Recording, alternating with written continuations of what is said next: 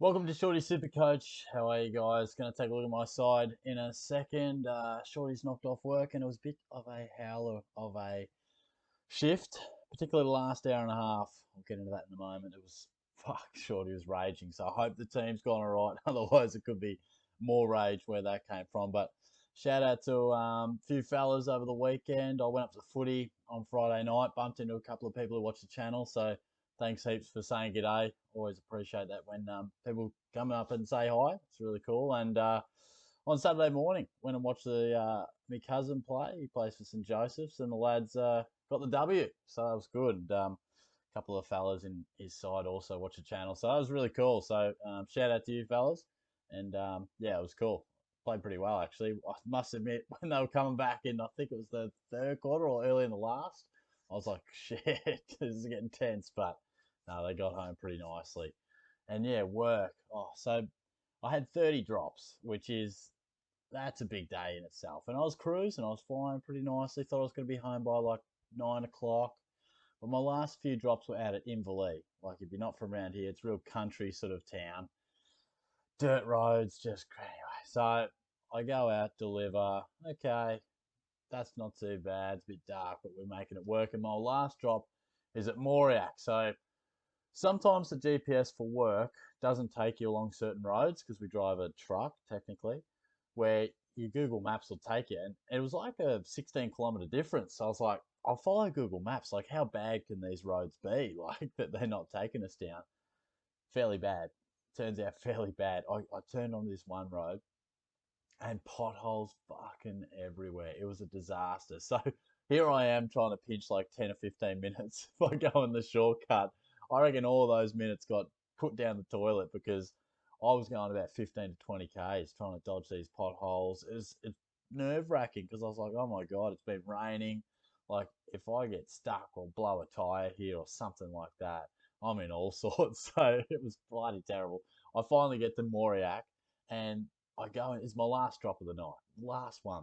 And this person's got like they're country houses, so they're big properties, big driveways, that sort of thing. And they've got one of the horseshoe driveways that normally you can clearly just go in one way, out the other. So I go down, and then you sort of parked his car kind of there. It had a trailer, but kind of on the turn going outwards. And I was like, oh yeah, I can probably make that. I'll just park here, drop all the stuff off. Cool. I'm about to head off. And then when I got closer, I'm like, I'm not going to fit through there. So then I'm trying to reverse. And I'm like, do I 3 point turn? Didn't have enough room to do that. Can I just reverse all the way out? And I got myself in an absolute debacle because their driveway also had like often doesn't matter if it's on the gravel or the grass. It's who cares. But their driveway had like a perimeter of rocks and stuff. One of those ones, and they had those little solar lights sort of situated around. So I didn't have much room to work with. And I reckon for about 5 minutes, they're probably watching me inside going, fuck, the Coles driver's got no idea. I've tried to go down this way, come back this way. You know, when you're just turning, and you're just finding no room. It's like, you get a bit more room here, you're about to hit this car. You get a bit more room here. And then at one stage, I hit their rocks, and I'm like, fucking hell. Anyway, I had to knock on the door. I was like, mate, do you mind moving that car? Because I have butchered this. Thankfully, he was cool about it because it was like about 9 o'clock by then. Probably not exactly what he wanted to do, but I was just glad he was home. Sometimes we just drop stuff off, the people aren't even home. So honestly, I was like, I'd never had an issue getting out of a place until then. Not like that sort of an issue. And I was like, God, I'm getting so close to the shed, the rocks, the bleed, because I didn't want to damage my van. I certainly didn't want to clip his car. So I was like, oh crikey, this could be some serious trouble. But then we got home, and finally, Shorty's clocked off, and he's happy about that. So let's take a look at my side. I've got a gut feel that it didn't go overly well. I feel like I've dropped in ranks. My only saving grace might be that I did have 21 on the field, I think. So I'm just hoping a few that might have caught a couple of other people unstuck maybe were cancelled out for me. Um, this is recording, isn't it? Time to trade. Wow, it's giving me advice now. Cheers. All right, let's have a look. How'd we go? Yeah, knock two. Oh, okay, it was a rise in ranks. I didn't expect that. 1865 and a rise in ranks. That's interesting. So I reckon I've been ranked around the 20 to 25,000 mark per week for the last 3 weeks. So I will take that though. I will take that. How crazy was Gorn too? As soon as Gorn went nuts, I was like, oh no. Like, if you don't have Gorn, you're already a bit behind the 8 ball. But let's take a look at this side. So Tommy Stewart goes down. He was on fire. That absolutely sucked. But he was playing such great footy. And this is where it does help. Like I said last week, it's so important if you can have more than 18 players that they, Tommy Stewart's 39 doesn't count towards my first 18. So it was really helpful. Obviously not ideal for the Cats or people who did have to cop that 39 in their actual counted 18. But Geelong have the bye next week, as you can see, so he should be fit and firing back in business for after the bye. Chris was solid. He started the game really well. Sounded like he drifted out in the second half, but still turned up. McCartan's just going fantastically, and so is DeConning, and so was Hinch. In terms of some rookie options, I couldn't have asked for anything more from those guys. All three of those guys I was thinking I might trade out for their buy, but they've really, I think DeConning I still will, but, McCartan and particularly Hinge still has a bit more money to make. So, yeah, got some good decisions on my hands there. Clary was good with the C. I was certainly happy with that. I was a bit nervous early. He wasn't quite playing as well as I know he can. And look, Neil's 87. Langers will be filthy with that because he put the C on him, and I'm sure a few people out there did too. How crazy was Tuke Miller? He went absolutely nuts. Some might have VC'd him. And same with Laird. That was his best game that he's played since coming into my team, so I was rapt about that. McRae found plenty of the ball without absolutely having huge impact. And I thought Brayshaw might have actually scored a bit higher than that. Sounded like he was dominating. And Petrarca is just proving a genuine headache. No sickness this time, I don't think, Christian. What's going on, mate? Ripping first quarter. He just doesn't seem as explosive. And at the moment, it is proving really frustrating. Like, I've still got faith that he'll bounce back and be a solid pick. But, when a guy comes in to your side, you want to get a ton at least once in the first 2 weeks. And he hasn't given me that. Clark was solid. Most of those points were made out of tackles. And there you go, Sean Darcy, 59. How fucking shit is that? So, Jared Witts was good, that's great. But if I could just bring in a premium and they could actually go decent, that'd be great. I bring Stewart in. He scored 70. So I trade him in. Goes terribly. Brayshaw had the same thing. Petrarca. I bring him in to my side. He scores 53. Same with Darcy into my side. Same with Tim English and Taranto as well, but that was probably my own mistake. So I have had disgraceful run of bringing premiums in, and then they're bringing out the worst in them. So I'm proving a bit of a curse out there, guys. But look, Dunkley was even off, so I didn't really notice that at the game. Parker was pretty good without watching the game. I didn't think he dominated, but he had some big possessions, some holding the balls, lots of tackles.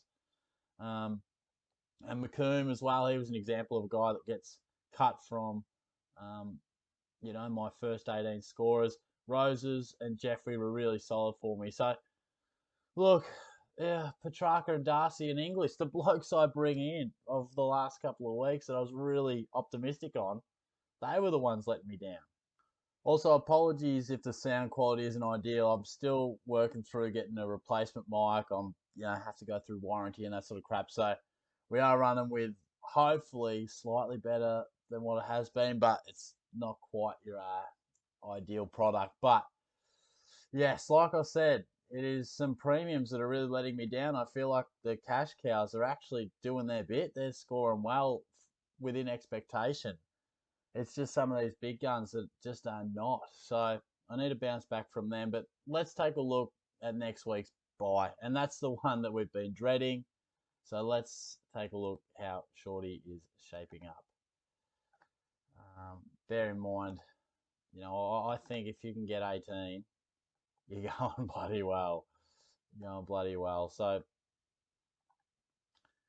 I will count them up in a second and then have a brief little chat on my trades. And it's going to be brutal. It is going to be brutal. So as you can see, just chuck that there for fun. 1, 2 down back, 3, 4 in the mid, 5, and then the forward line's a disaster. 6, 7, 8, 9. So that's what's that? 13. Brings me down to 13. So I'm going to be able to do 3 trades, which will bring me up to 16. I'm guessing. So, and I can't afford any sort of disaster or unexpected omission or out. So this early stage, I think De Conning will be traded. He'll come in. And then, could it be someone like McComb probably goes, and then it probably is Paddy McCartan. As good as he's going, I just think he's probably still got a little bit of coin to make, but he is 376, so his break even's probably around that 20 to 30. I'm guessing 52. Okay, that makes my decision much easier. So as good as he is going, he really doesn't have too much more cash to make. So I'll trade McCartan, probably maybe for someone like Jacob Ware or something like that. Or that could be De Conning. I might even be able to swing De Conning forward, bring McComb in the middle. Anyway, I'll work all that out and I'll discuss more of that throughout the week. But that's pretty much how I'm looking. So it's going to be a tough week. It's going to be a tough week. I mean, let me know below how many you're thinking you'll field this week. Honestly, I think 17, 18. If you got 18, you're in for a damn good week and you've planned well. Or you've got a little bit lucky. Either or, you'll be doing nicely. But I think I'm in for a tough one. So I'll just be hoping I can maintain rank at the very worst, or the very best, really. The worst could be all sorts. How we go? Got a win in the Braggers League. That's always good. Went down pretty convincingly, though, in the 18. How they going? Oh, we dropped a second over though. Oh no, dropped a second overall. We need to bounce back, guys. And then I had a dub in the first Shorty SuperCoach, and then a run of losses here. Shorty SuperCoach 2, 3, and 4 went down. Oh, 7 points to Grigger. That hurts. That really stinks. The rest were pretty comprehensive. Good win there in 5 and 6, and got done in Spiller's SuperCoach. So yeah, again, I'm not. It's just frustrating. I'm just feeling a bit frustrated about where my side is at. There's nothing more frustrating than seeing some guys that you've traded out still doing good things, and some of the premiums that you had a lot of faith in coming in and not doing what you'd thought. Like Sean Darcy's all dark or no dinner at the moment. He's 130 plus or he's below 70, which I'm not sure. Did Meek influence that? I'm not sure. Was he just poor? I don't know. I'll have to look into that more. I watched Petrarca. I don't really know I don't know what's going on there. He was in the right places. He was attending centre bounces. I'm not sure, but we'll back him in. We'll see how we go. But anyway, let me know how you guys scored. I'm going to finish this one up and try and get it through or up before 11. And I'll talk to you guys soon. Cheers.